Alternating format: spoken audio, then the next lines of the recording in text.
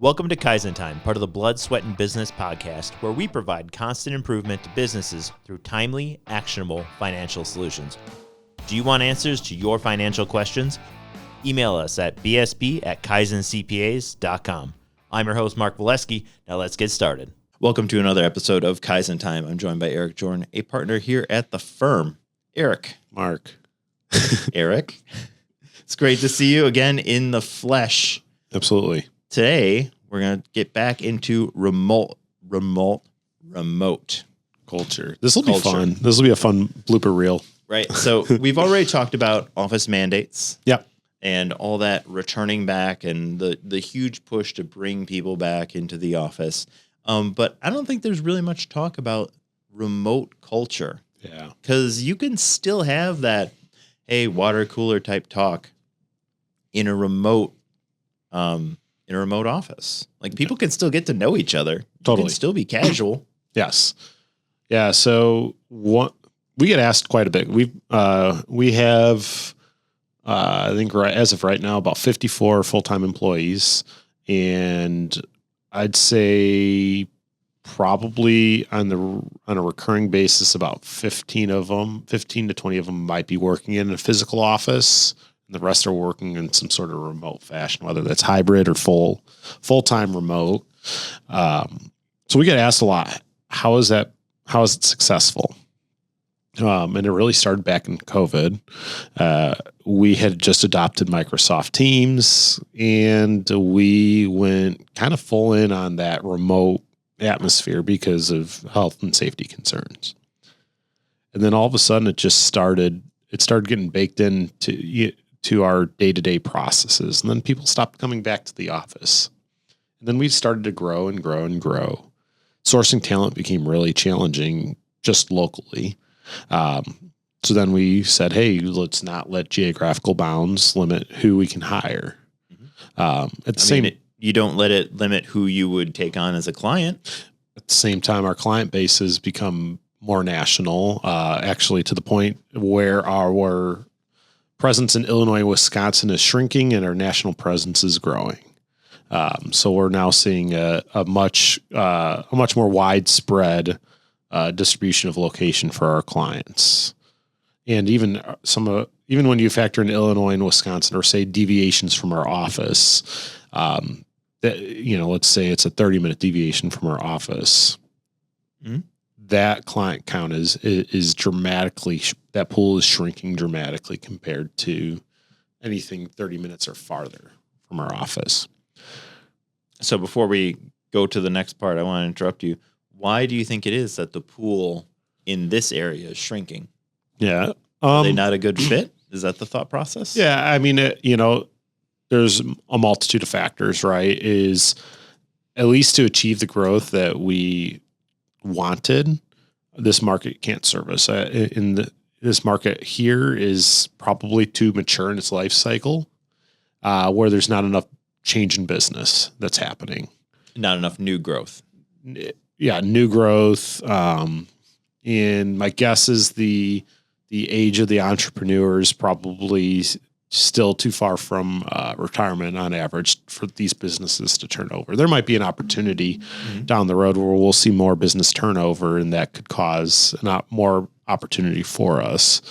But yeah, we rank, we've been here for a very long time, and we rank very well when it comes to searchability in our area for, I guess, inbound lead sources. And we just don't see the growth in this market. But as we have entered into different faster growing metros, there's a ton of opportunity. Okay. So with our client base evolving and our employee base evolving, we've continued to focus on a remote culture first, and a or an in-person culture probably second. So how does that work, right? Meetings very rarely are handled in office. They're almost always over Microsoft Teams. Now you get some inherent opportunity when you do work in office, meaning you get to sit by people and learn secondhand by listening, just participating passively. But we've really tried to embrace all the things that worked well for building culture in office and just make it via remote. So I believe it was last summer, we did a summer outing and we did it at a zoo here. And we let some of the people who were remote, who couldn't travel back here to go attend a local zoo. And we still sent them T-shirts that matched with that we all wore locally here. We sent them the matching T-shirts so they can go wear them at the zoo. So they kind of got they got to do it in their own style. That's cool. Yeah. And, here's the thing. I want to go back to what you were saying, that there's 54 employees, only 15 really are in the office. Yep. So you guys had an outing. It was a Brewers-Cubs game. Yep. It was great, by the way. But the simple fact of the matter is that you get to see, hey, there are a lot of people, and they do want to interact with each other. So if something like culture is the concern, these people, they work together hand in hand. They want to do stuff together. So if it's an interesting and engaging thing, they'll be there. The culture exists. Absolutely. And one thing that blew me away about the internal workings is, teams just acted more like a living and breathing just chat board in a way. Yes. Is there tons of work-related stuff there? Absolutely. But then there's also, again, the social component, because that's how you are interacting too. So I just found it very different than how most industries and most companies use the technology. Totally. Yeah. I mean, we do multiple team events throughout the year. We provide all of our remote employees with opportunity to have firm-sponsored travel back to attend those. We do ask if people are coming to attend an event, if we can get them to work in the office for a few days, just to get you an opportunity to come spend some working time with some of your coworkers. If you can make it happen, we'd love to try to make that happen. And then we also try to bring people together for training if possible in person. What we found is we don't necessarily have to be in office together day to day to build those relationships. We still need the human connection, right? It still needs to happen at some point in time. But on the day-to-day basis, as long as we're very intentional about how we work together and communicate, expectations are set. We find it's actually pretty successful, and our remote employees have nothing but positive feedback for that. Well, and to kind of take this remote culture and think about it from outside the business, right? Yeah. Let's talk about it from the client standpoint. I mean, to them, they don't really notice. Again, most of your client base isn't local, so they're not physically coming in. To them, there's no difference. They never are going to see anybody, and they're dealing with them on the phone or on a Teams meeting. Yeah.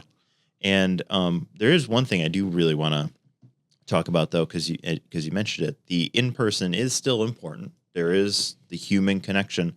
Totally. So that's why we see trade shows still exist. No, and what a great opportunity for us. Yeah, it's a great opportunity to meet new clients, meet other similar businesses, like-minded people, and connect. And trade shows aren't going away. They're different now. Yeah. Do not get me wrong. They're different than they were 20 years ago, but they are still happening. I'll give you an anecdote exactly why. Recently we attended a trade show, and talking to other vendors who have presented at or had a booth or sponsored this event, the feedback was kind of lukewarm on from a business acquisition standpoint. But then I started looking at the speaker list and the attendee list, and there's a ton of our clients that were going to be there. Mm-hmm. And I said, we're going to go, because no matter what, we get some face-to-face time with our clients, and that still helps build relationships. When we have employees that are remote and they come into town, if they have in-town clients, we encourage them to, hey, schedule some time to go visit your clients that are in town. Mm-hmm. But yeah, the trade shows, great opportunity to go visit clients en masse too. We probably will attend somewhere between 5 to 10 conferences a year. And yes, we get business out of it. We have an opportunity to speak. We have an opportunity to teach. We have an opportunity to get business out of it. But a huge inherent benefit is we get to go spend some face-to-face time with clients that we otherwise couldn't do because they live in different pockets. Yep, exactly. And they're out there to learn and grow. Yep. You're out there to do the same. So it's a good opportunity to connect on things that you guys all have similar beliefs in. I used to travel as well for work, and I would go to trade shows, and it was really neat to finally meet some of these people who I've worked with only over email. Yeah. And all of a sudden you meet them in person, like, hey, you're such and such from blah, blah, blah. That's cool. And then, at these trade shows, they typically have events, right? So this really is not that different than what we were talking about with remote culture with, you guys have events, activities where people can interact. Absolutely. Yeah. What a simple way. Actually, what a really good way to put that. It's a good way to kind of draw some parallels between an activity you probably were already doing and then something you didn't really think about as it was before. Yeah. So as we kind of just get this all together with remote culture, what are some of the points we want to drive home? Yeah. Yeah. So, point number one, right? You have to be intentional about the culture. You almost have to make it your priority is I'm going to have a remote first culture if you want it to be successful. If they're an afterthought, then they're going to feel like an afterthought. They're going to feel like they're siloed and they don't participate and they're just here to get the work done and that's it. And then that's how they're going to act. Exactly. Too, right. If you want employees who are involved and they're remote, they need to be involved while they're remote. Absolutely.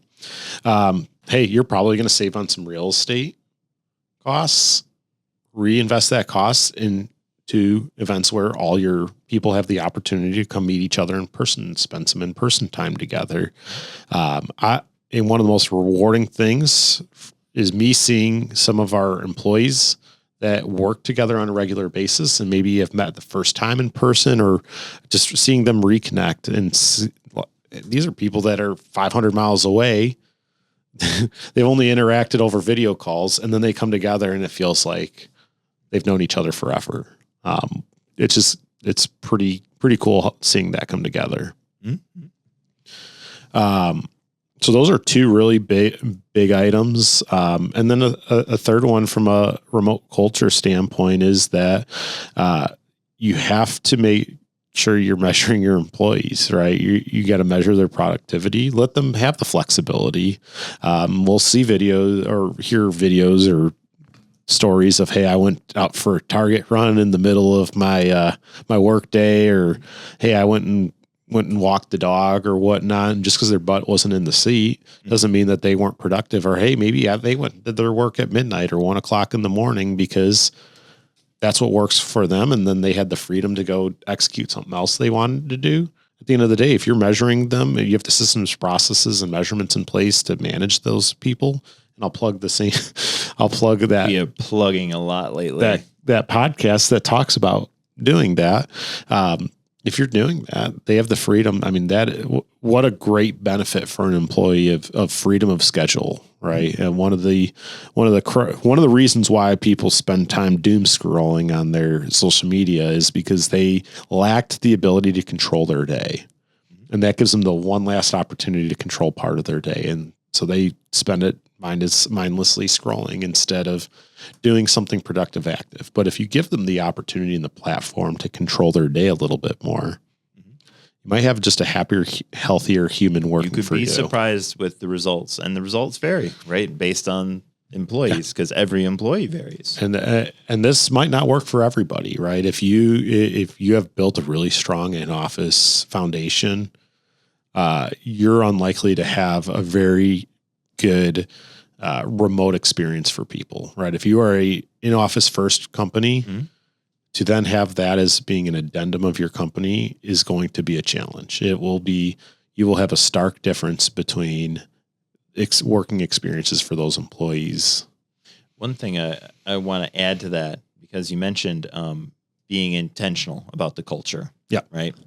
hey, we're going to treat our remote employees just as good as we treat our internal employees. You mentioned this before, being intentional while they're in the office. So if they do come into the office, doing something, giving them that time, or when they do come in, especially someone who's further away, like states away, they're only going to come in for these few events. Yes. Have them there for a couple of days so they can, hang out with their, I don't want to, with the people that, especially that they interact the most with. Yeah, we do. That's one of the things we do. We ask for an itinerary of somebody that is coming in from out of state to come into office. So that way we can make sure that we structure our calendars and everything in a way that we can spend some time together, because again, limited opportunity. Hey, let's go take advantage of it. Let's utilize that. Yep. Anything else for remote culture? Yeah. I got last thing again. If you want to make it happen, you have to be intentional about it. Love it. Thanks, Eric. Thank you. You've been listening to Kaizen Time, part of the Blood, Sweat, and Business podcast. If you like what you heard, subscribe and leave a 5-star review. This podcast has been brought to you by Kaizen CPAs Plus Advisors, providing advisory and accounting services to help you grow your business. Learn more at kaizencpas.com or email us at bsb@kaizencpas.com.